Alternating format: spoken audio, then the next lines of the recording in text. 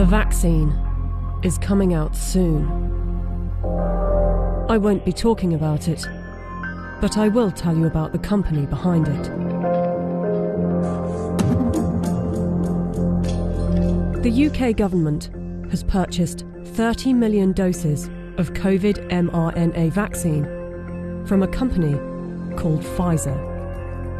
The vaccine is due to be delivered in November, with the potential of 100 million doses by the end of the year and 1.3 billion doses next year. News just out. Pfizer says it could be ready to apply for emergency use authorization for its COVID-19 vaccine candidate by late November. It won't be mandatory at the beginning, but judging from the large orders, a gradual plan will be implemented to persuade and incentivize people to take the vaccine and put restrictions on people that don't, along with shaming campaigns. I want to tell them that their decision, they need to understand, will not affect only their lives, which at the end of the day, it is their judgment, but will affect the lives of others. Because if they don't vaccinate, they will become the weak link that will allow this virus to replicate. Some will say that this is conspiracy theory, so let's just stick to the facts. The government trusted Pfizer to vaccinate the British people, so it's logical to want to inquire into the company's track record in safety and ethics. After all, they must be trustworthy in fighting for humanity, right?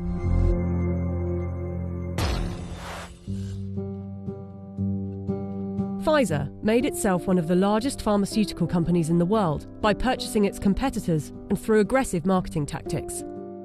What I'm about to tell you is only 20% of their rap sheet, otherwise this video would be hours long, but you can go to our website where you can see the full list. Pfizer received the biggest criminal fine in US history as part of a $2.3 billion settlement with federal prosecutors for mispromoting medicines and for paying kickbacks to compliant doctors.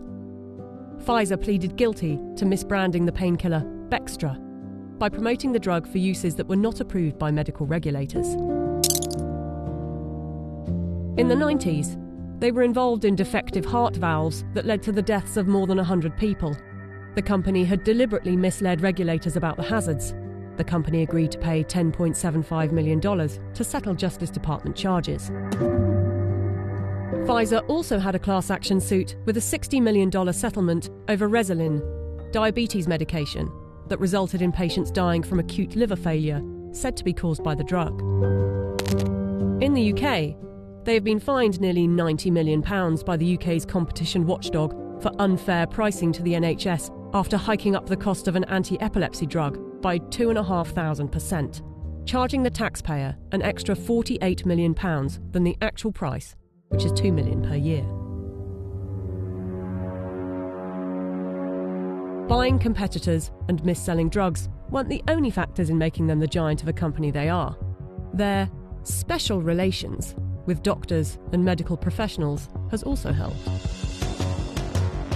In 2004, Pfizer's subsidiary agreed to pay $430 million to resolve criminal charges that it paid physicians to prescribe its epilepsy drug, Neurontin, to patients with ailments for which the medication was not approved. In 2010, a federal jury found that Pfizer committed racketeering fraud in its marketing of the drug.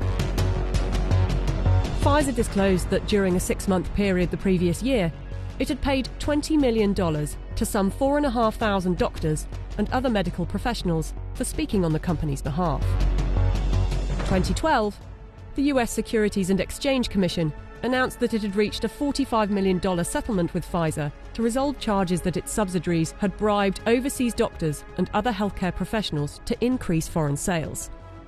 But some of you might say they are a business and they don't get to make billions a year by not being competitive. They're still trying to help humanity.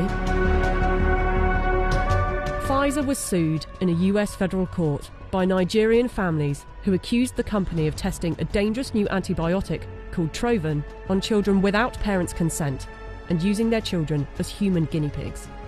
A panel of medical experts concluded that Pfizer had violated international law, and the company agreed to pay $75 million to settle the lawsuits in Nigerian courts. The US case was settled for an undisclosed amount. Amid widespread criticism of high pricing for poor countries, and in particular AIDS medications, Pfizer offered to donate a 2-year supply of its drug, Diflucan, worth $50 million to the South African government. Yet in 2003, Pfizer backed away from the company's plan to license its AIDS drug for low-cost distribution in poor countries. The list goes on. I don't want to bore you with it. But ask yourself, if it was a car manufacturer, would you buy a car from them? We plan to honor our history, and we will only bring to the world a vaccine that have been proven safe and efficacious.